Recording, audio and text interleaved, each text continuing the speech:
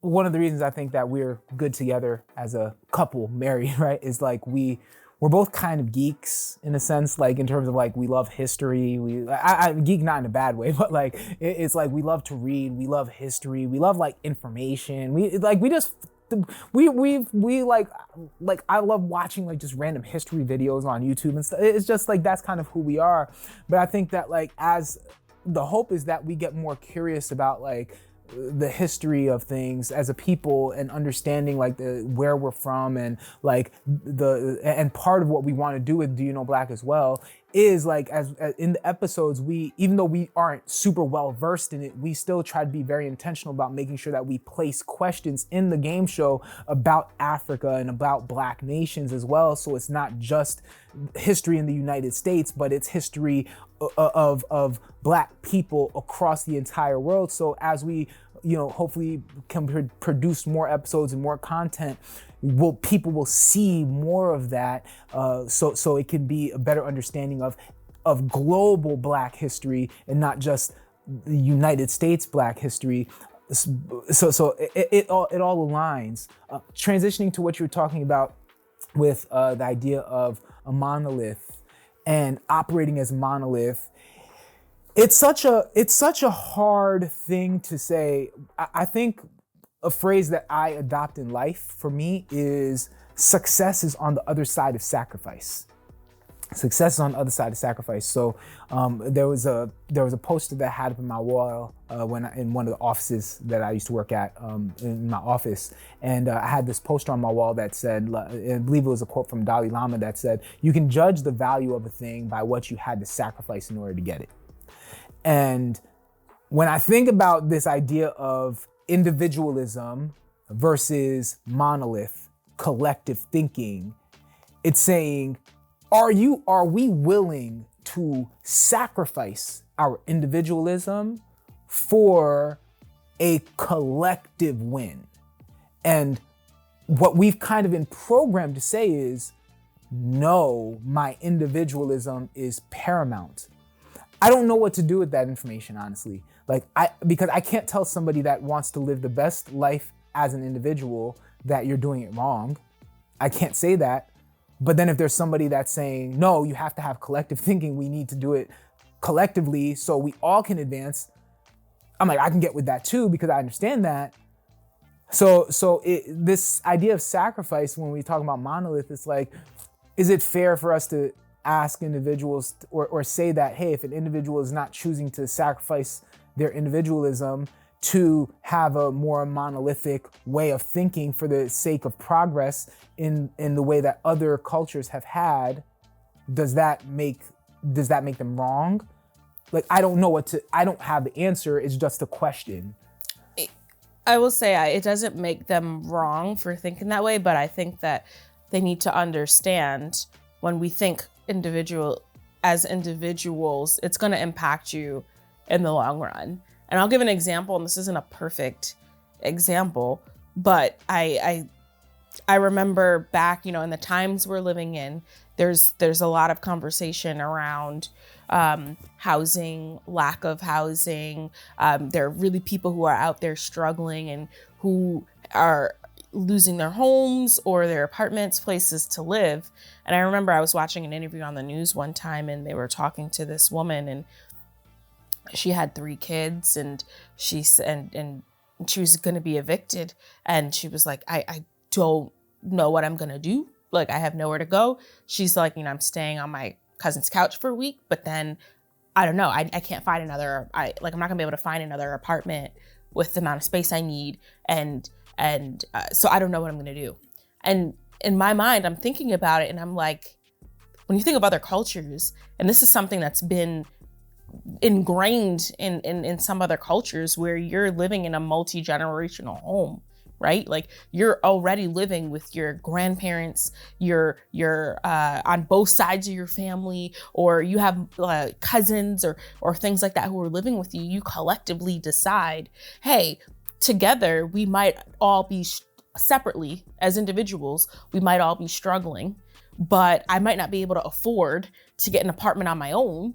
But what I can afford is if I split this apartment with a roommate, and that roommate being my family member. And I think sometimes we struggle so much, and I see it a lot, especially within the Black community, because I don't think that's part of our culture to have this multi-generational home. We don't even really think of it as an option, but I'm like, in the long run, that individualism is impacting you. It's impacting your ability to build wealth.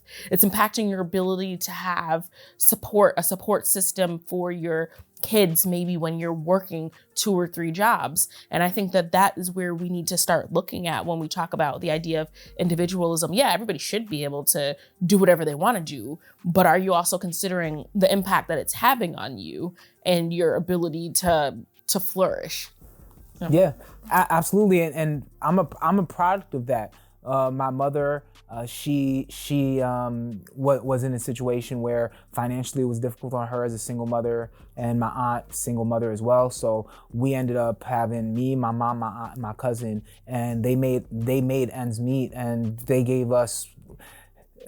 It's something, I guess you can say, a mentor of mine, a former football coach of mine. A white man, but he was like football coach. So in that environment, there was a lot of coaching and teaching.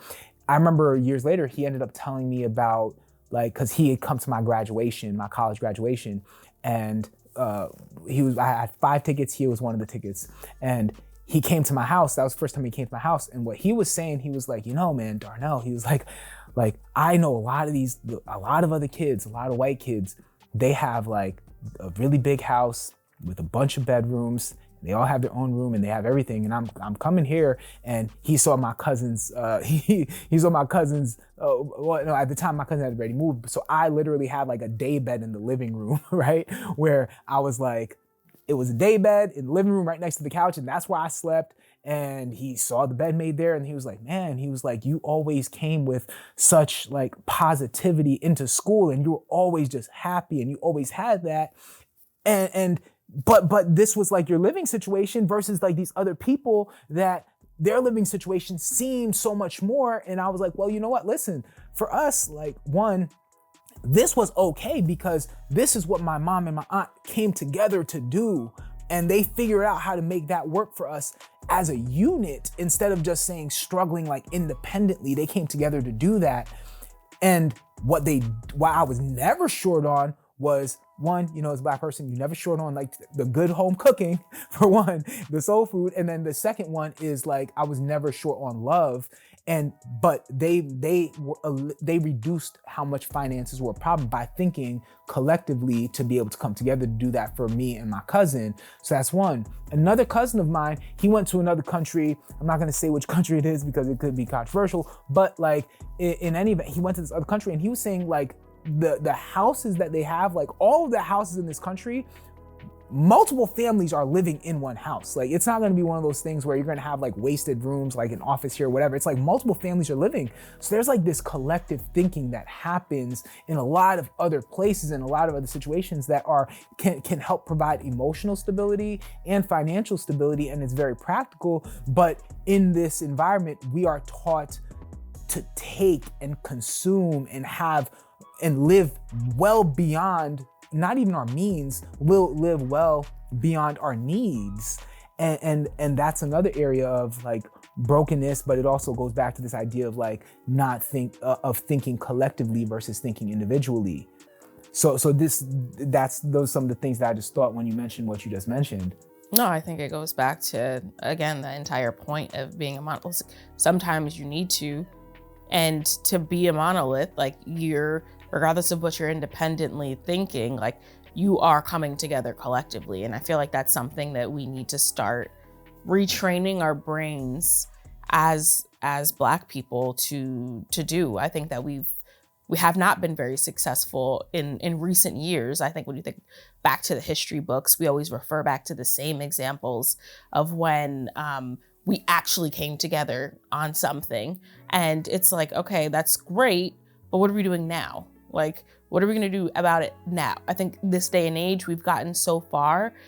A lot of the things that were spurred back in during the civil rights, movement, for example, were out of necessity and because of the lack of other options. And I think now we've gotten to a space where we have in some situations, maybe too many options, and it's hard to narrow down our focus and come together.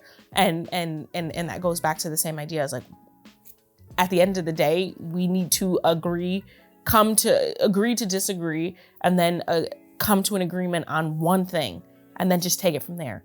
Like, let's start with what we can control. Let's start with some things that we can all, look, we talk about the Black Lives Matter movement, and regardless of what your thought was, your opinion was, we all can agree that we don't want our lives taken by somebody else. Nobody has that right to take our lives. We need to come back to that. Yeah. So two things that I want to leave with. The first thing is, I think my favorite part of this episode was when Jasmine did bring up the idea of a monolith, and Michael countered what she said, and then she countered what he said, and then they were able to have a disagreement, in not even a disagreement, but they were able to share each other's perspectives on this idea of a monolith, where she was saying that, hey, we are not a monolith. He's saying, hey, like, I hate this idea that we keep saying we're not a monolith. And you can see how passionate he was. And then he gave her the opportunity to open it up. And then she was talking about, like, she understands what he's saying, but how do we, at least if we start at the point where we can identify that we all think differently, then we can come to the conclusion of, hey, how can we get to the same page? So they went through what I think is an important exercise that we as a people need to have. Forget the debate culture, forget all that stuff. The process of a good discourse, a good conversation where I can hear what you're saying, what you're trying to say, where your heart is. You can hear what I'm saying. We can learn from each other's perspectives, and maybe we'll end up agreeing to disagree, or maybe we'll end up still disagreeing, but we'll be a little bit closer than we were before. Or maybe in this situation, it was like, at the end of it, Michael was like, I agree. That I love that, because that part was so powerful to me, because it's so rare that you see that, especially in content now, because negativity sells. Nobody wants to see people hugging, right? So I love that part of it. So that's one thing that I want to make sure to mention. The other thing that I wanted to mention is that if you are a descendant of a slave in the United States, you have every right to be here and to take everything that this country has to give you and make a great life for you and your family. And you should be supported in doing that and pushed to do that. And because that's your right? Like your ancestors worked the ground and built this country up. Right? Like, so that is 100% your right. But if you're somebody that's saying, hey, this is not for me, then that's also your right. And you should pursue it. And hopefully you can get the information that you need to pursue it in a way that is healthy and well balanced and well grounded and well informed. So if you do choose to make that move, you'll be ready for that move spiritually, mentally, and emotionally. So when you make that move, it's going to be a good move for you and your future generations. So I think those are the two things that I really wanted to kind of wrap on my end, unless you had any thoughts. No, I mean, I think that's a great place to wrap. The idea that ultimately the question, the whole idea is, should we be going back to Africa? And we'll end it just as we started. I think that there's room to do both. And I think that whatever's in your heart, if you feel like you can do better there, then we should support that. And if you feel like you could do better here, we should also support that. I think Tiara said it best when she said, we built this country, we could build it over there too. Like, and I think we could leave it at that. But. All right, well, listen, I hope you enjoyed this episode. As always, keep the conversation going. And this is DYKB Creators Kickback. Peace.